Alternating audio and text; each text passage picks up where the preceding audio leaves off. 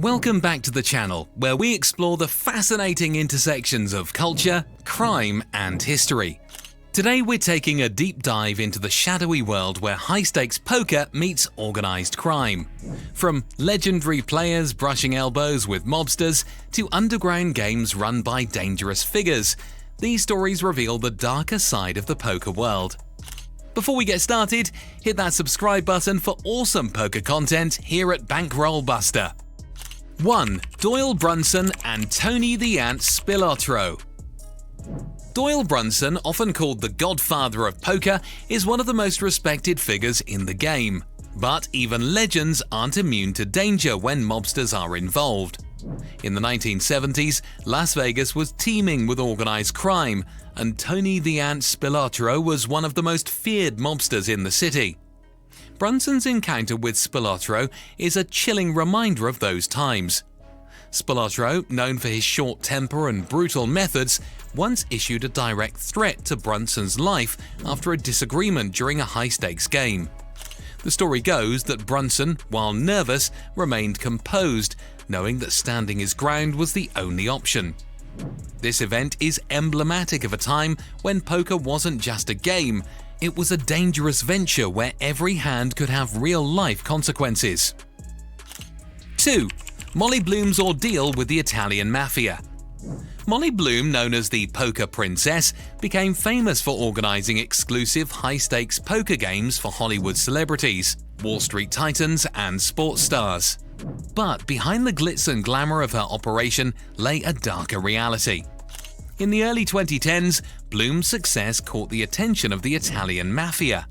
They approached her, demanding a share of her lucrative business. When she refused, they didn't take it lightly. In a terrifying incident, mob enforcers beat her up and held a gun to her head, leaving her shaken but alive. Bloom later recounted this traumatic experience in her memoir, which became the basis for the acclaimed film Molly's Game. Her story highlights how even in modern times, the Mafia's influence can seep into unexpected places, including the poker world. 3. Stu Ungar's mob ties. Stu Ungar, one of the greatest poker players of all time, led a life as dramatic as the games he dominated. Known as The Kid, Ungar won multiple World Series of Poker main event titles and was a prodigy at the table. But his personal life was far from glamorous. Ungar had a complicated relationship with mob enforcer Tony Spilotro. On one hand, Spilotro admired Ungar's skill. On the other, their association was anything but smooth.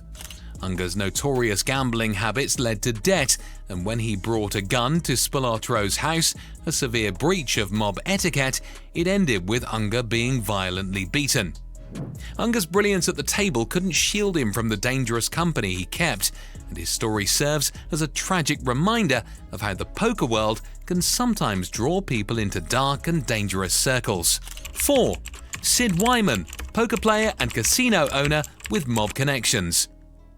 Sid Wyman was a man of many talents, a skilled poker player, a charismatic casino owner, and, according to some, a man with deep ties to organized crime.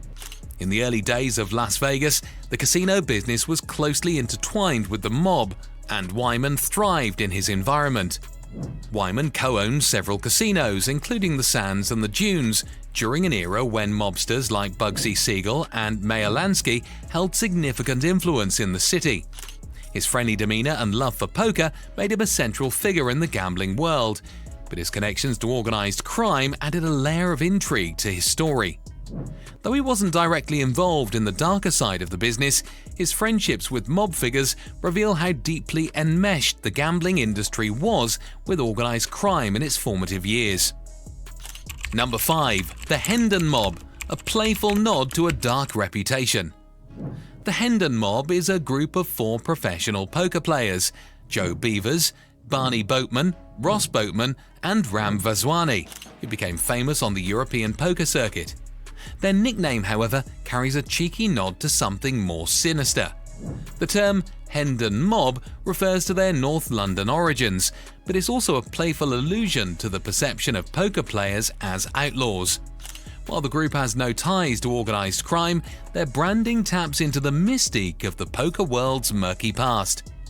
Their story is a reminder that, while the mob's influence on poker has waned, its cultural legacy remains part of the game's lore. Number 6.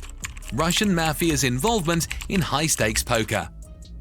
In recent years, reports of the Russian Mafia's involvement in high-stakes poker games have surfaced.